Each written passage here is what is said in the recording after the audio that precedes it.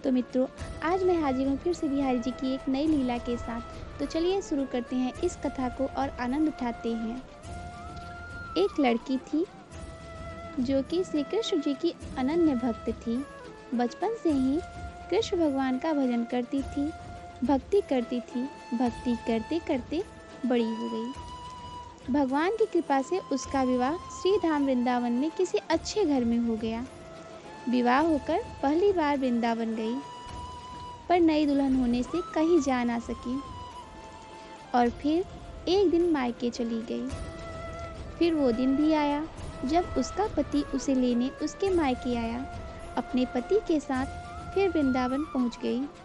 पहुंचते पहुंचते उसे शाम हो गई। पति वृंदावन में यमुना किनारे रुककर कहने लगा, देखो शाम का समय है, मैं यमुना जी में स्नान करके अभी आता हूँ। तुम इस पेड़ के नीचे बैठ जाओ और सामान की देख रेख करना, मैं थोड़े ही समय में आ जाऊँगा। यहीं सामने ही हूँ, कुछ लगे तो मुझे आवाज़ देना। इतना कहकर पति चला गया और वह लड़की वहीं बैठ गई।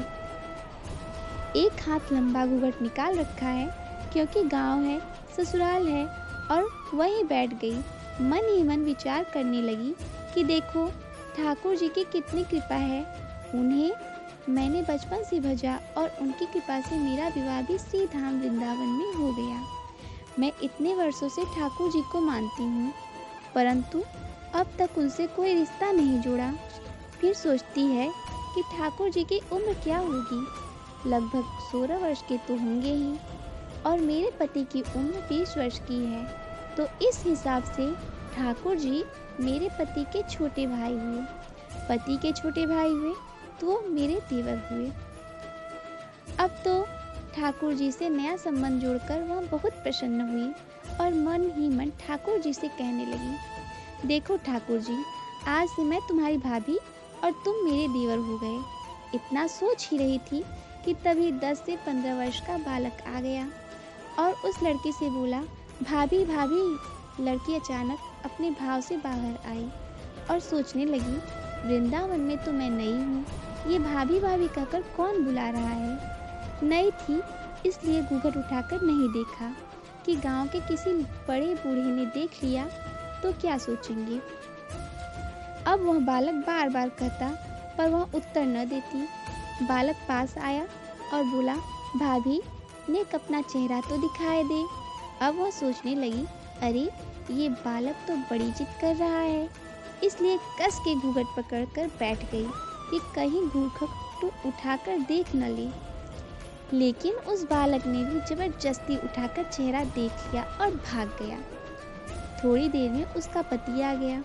उसने सारी बात अपने पति से कही। पति ने कहा, तुमने मुझे आवाज़ क्यों नहीं दी। लड़की बोली, वह तो इतने में भाग चुका था। पति बोला, चिंता मत करो, वृंदावन बहुत बड़ा थोड़े ही है, कभी किसी दिन किसी गली में खेलता हुआ मिलेगा तो हड्डी पसली एक कर दूंगा, दोबारा ऐसा करने की हिम्मत ना करेगा। फिर दोनों घर गए। कुछ दिन बाद उसकी सास ने अपने बेटे से कहा, बेटा देख, तेरा विवाह हो गया, बहू मायके से भी आ गई, पर तुम दोनों अभी तक बांके बिहारी जी के दर्शनों के लिए नहीं गए। कल जाकर बहू को दर्शन कराकर आना। अब अगले दिन दोनों पति पत्नी ठाकुर जी के दर्शन के लिए मंदिर जाते हैं। मंदिर में बहुत भीड़ थी। लड़का कहने लगा, देखो तुम स्त्रियों के साथ आगे जाकर दर्शन करो, मैं भी आता हूँ। अब वह आगे गई पर घूंघट नहीं उठाती। उसे डर लगता, कोई बड़ा बूढ़ा देखेगा तो क्या कहेगा, नई बहू घूंघट के बिना घूम रही है। बहुत देर हो गई। पीछे से पति ने आकर कहा, अरे बाबरी, बिहारी जी सामने हैं, घूंघट काहे ना खोले। घूंघट ना खोलेगी तो दर्शन कैसे करेगी।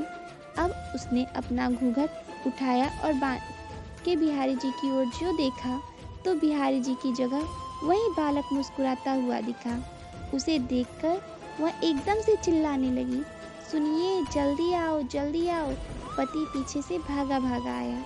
बोला, क्या हुआ। लड़की बोली, उस दिन जो मुझे भाभी भाभी कहकर भागा था वह बालक मिल गया। पति ने कहा, कहाँ है। अभी उसे देखता हूँ। तो ठाकुर जी की ओर उंगली कर दी। पति देखकर हैरान हो गया और आंखें सजल हो गई। कहने लगा, वाह री, तू तो सफल है गई ठाकुर जी की भक्ति में। हम लोग ब्रिज में रहकर यहाँ के नित्यवासी होकर भी प्रभु जी का साक्षात्कार ना कर पाए और तूने थोड़े ही दिन में कर लिया। तो देखा मित्रों, बिहारी जी तो सब कुछ बनने के लिए तैयार है। हम ही हैं जो उन्हें ना बना पाते, शायद उनसे प्रेम नहीं कर पाते, वरना वो तो बनने के लिए कुछ भी तैयार है। अर्जुन के लिए सारथी बन गए, किसी के देवर तो किसी के पुत्र बन गए। चलिए आज से हम लोग भी कोई नया संबंध जोड़ते हैं अपने ठाकुर जी के साथ। तो फिर मिलते हैं किसी नई लीला के साथ। तब तक